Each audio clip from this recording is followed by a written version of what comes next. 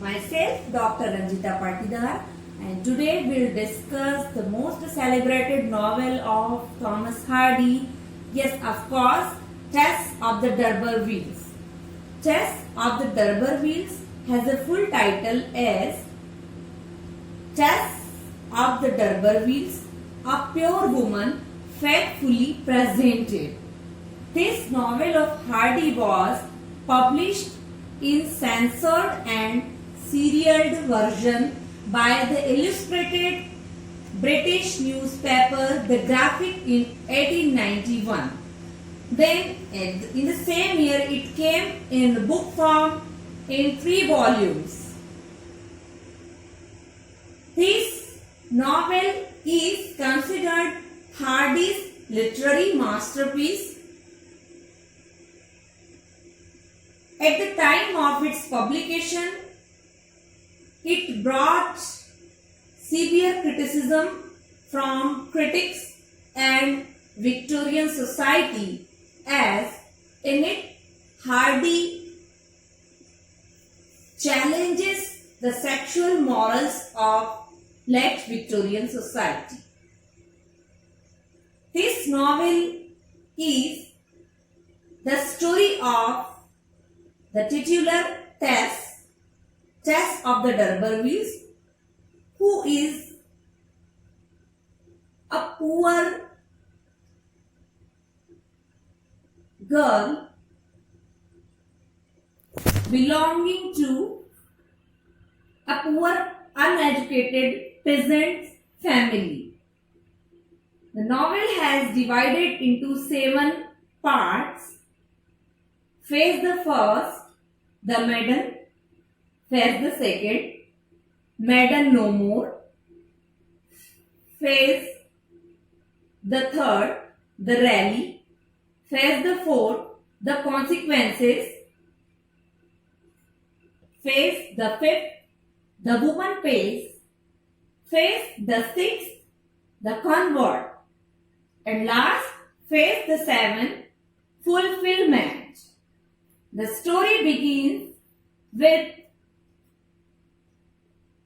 a village parson telling Tess' drunkard and uneducated peasant father, John D'Urbervilles, that he may have noble blood, as D'Urberville is the corruption of the name D'Urbervilles,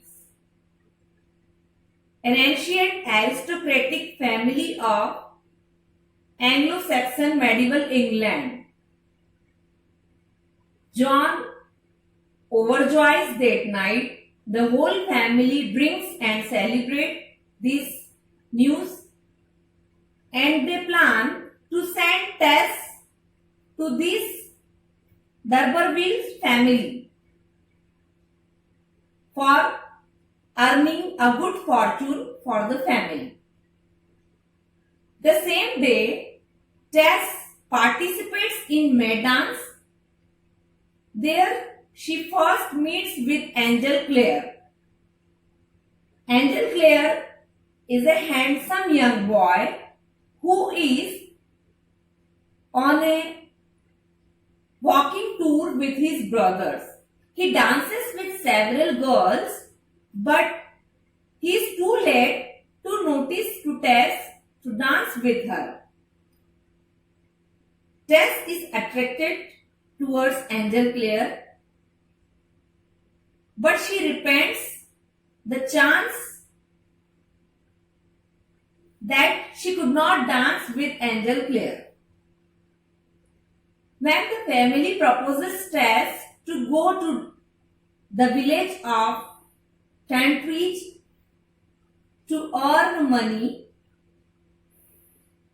she does not want to go there and rejects this proposal.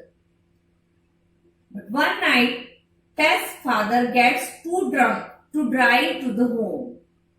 Tess, with the help of her brother, managed to go home. But unfortunately, the family's only horse, the prince,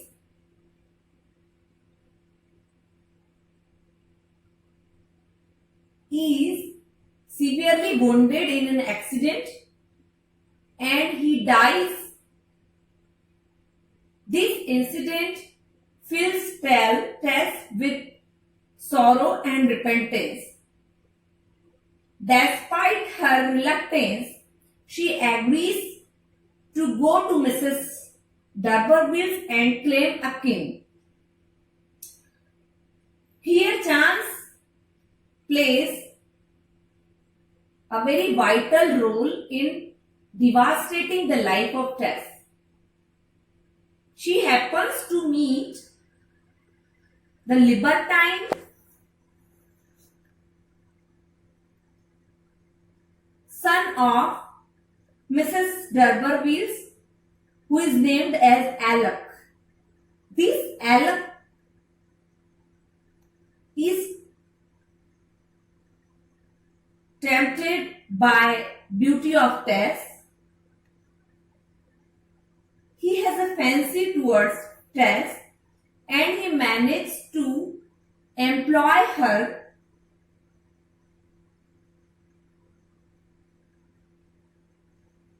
as a laborer at his estate. Tess takes care of animals and works as a poultry keeper.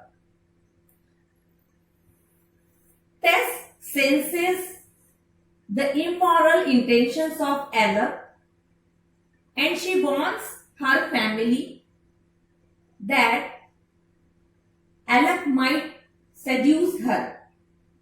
Alec might mistreat her. But the family insists Tess to continue her work so that she could support the family to purchase a new horse. Tess continues her work at the poultry farm. Alec repeatedly tries to molest Tess. Late one night, Tess returns home with other villagers.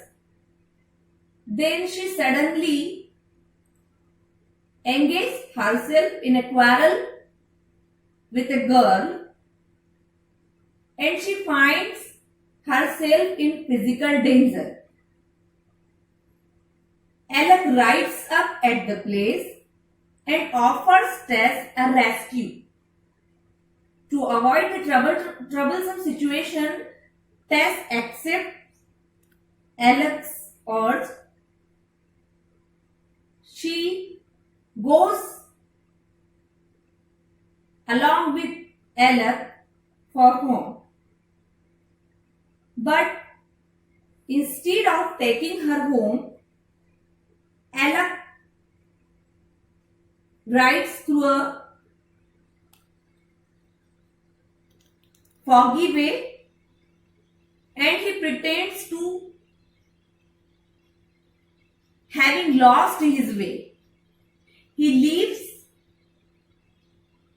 the place, which is a grove in a forest called the Chase, on the pretext of bringing his belongings. Tess falls asleep. After that, Alec arrives the grove and perhaps he rapes Tess. Having lost her virginity, Tess returns to her parents' home. She confines herself in her room and remains traumatized for several days. As a consequence of this physical intimacy, Tess gives birth to a boy who dies after some days. His father opposes the baptization of this child and does not permit the parson to come to his hut. Tess herself baptizes the child and names him Sorrow. The same night, this child dies, and Tess secretly buries the child in the church country yard. After this, Tess begins her normal life with much difficulty due to poor condition of the family, financial crisis. She again begins to work at Talbot's dairy farm. Here she works with her 3 dairymaid friends. Now Angel Clare comes again at this Talbot's dairy as he is learning dairy management work. Tess cannot resist her passion for Angel. They meet often and they passionately fall in love with each other. Angel proposes marriage and Tess writes a letter to her mother and she asks whether she should confess her past to Angel. But her mother suggests her not to declare anything related to her dark past to Angel Clare. At some day, a villager from Tantridge identifies Tess and he insults Tess, referring her past. Apprehended by such incidents, Tess decides to confess her past with Angel. She writes a letter and drops it from the door. The next morning, Angel wishes and talks to Tess. Tess thinks that Alan has forgiven her, knowing fully well her past. The wedding approaches and the couple is finally got married. The marriage goes on smoothly except one bad omen, the crowing of a cock in the afternoon. On the wedding night, Angel gifts Tess with diamonds of his godmother. He reveals his brief affair with an older lady in London. Now, Tess feels that she can share her past with Angel and she confesses her bitter past, her seduction by Ella, thinking that Angel would treat her with the same kindness as ever. But Angel is appalled by this truth. He no longer accepts Tess and he blames Tess of unfaithfulness, though he sympathizes with him that she is more sinned against than sinning, but he affirms states that her reputation is not in his eyes as earlier. He spends the wedding night on a sofa. He avoids Tess. They spend some awkward days. Then Tess suggests a separation. She willingly leaves for her parental home. Angel gives her some money and tells her that he would try to reconcile to her past, but she should not join him until he calls her. Tess spends some day with her parents. Soon she runs out of money as she has helped them several times. Living with them becomes unbearable and Tess decides to live separately. She finds work at a farm with her former friend Marian. The two friends are joined by Ease and the three milkmaids. Hard work for the field. After some days, Tess is informed that her father John is ill. He is breathing his last. Her father dies and the family is evicted from their residence as John was having only a living lease. Tess finds herself in a very miserable situation that she does not have proper means and proper earnings to support her family. Even then, she tries her best. She supports her younger siblings, her mother, but soon she is encountered by Ella. At this juncture of life, Ella has become a preacher who is influenced by Reverend Angel Clear's Methodism and converted his religion. Now, he is preaching the people. Tess recognizes this man, though initially Ella wants Tess not to tempt him again. But he follows Tess persistently and offers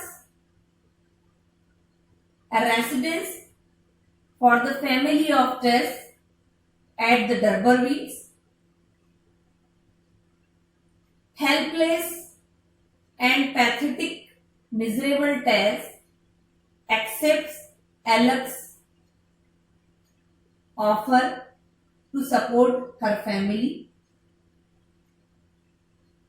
She writes she has already written a letter of forgiveness to Angel, but having not received any answer, any reply from Angel, she is helpless to agree to the terms and conditions offered by Ella. Angel has left his family. He is now in Brazil, seeking his new life there. Tess is forced by her circumstances to make a compromise and to live with a man whom she hates. Ella has provided Tess' family with considerable money and with the proper residential facilities. Now, Tess lives with Alec at a seaside resort. Meanwhile, Angel comes home. He finds two letters from Tess. One of his friends warns him that he should forgive Tess and rescue him from an enemy, apparently in the guise of a friend. Angel realizes his mistakes. He repents his harshness towards Tess and decides to spend his life with Tess. He comes searching for Tess and he finds Joan, Tess' mother, in a beautiful, expensive dress. He inquires about Tess and he comes to know that now Tess is living at a seaside resort. When Angel arrives to meet Tess, Tess opens the door and she finds Angel. She is again filled with that passion and irresistible love for Angel, that out of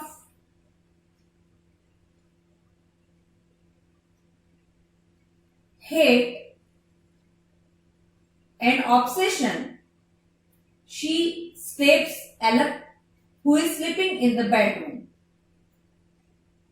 When she meets again with Angel, Angel notices the blood on Tess' dress.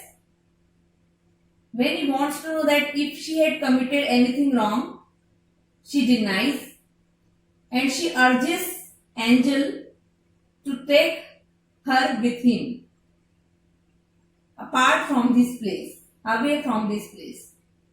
They both run away. They spend their night at a deserted place. In the morning, the police arrives as Alec is found to be dead. Angel requests the policeman to let the Tess awake, then arrest her. At the end of the novel, Tess is arrested by the police for her crime. She urges Angel to marry with her younger sister Lisa Lou. Tess is given capital punishment and Angel is shown joining hands with Lisa Lou. This is the very tragical and sad end of Tess of the D'Urbervilles. Tess was a pure woman. Hardy called her a pure woman because in mind and heart she was pure. Her intentions were always honest. It was the force of circumstances, it was the force of fate that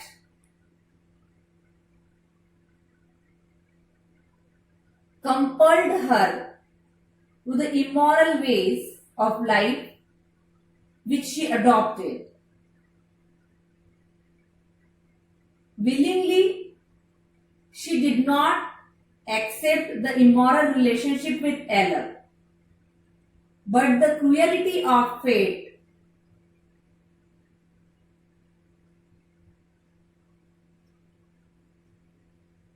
due to cruelty of fate, she got caught up in the quagmire of the circumstances, and the poor fellow was hanged at the end. Her only fault was her passionate love for angel player. She could not resist the temptation and she committed a crime. She found herself in the clutches of cruel fate again and again and finally succumbed to the cruel fate. This is the tragic story of Tess of the D'Urbervilles. We can say that Tess was a pure woman. She was honest, humble, and an innocent dairy maid who ended her life very tragically, trying to succumb against heavy odds of life. Students, study well. Good luck. Good night.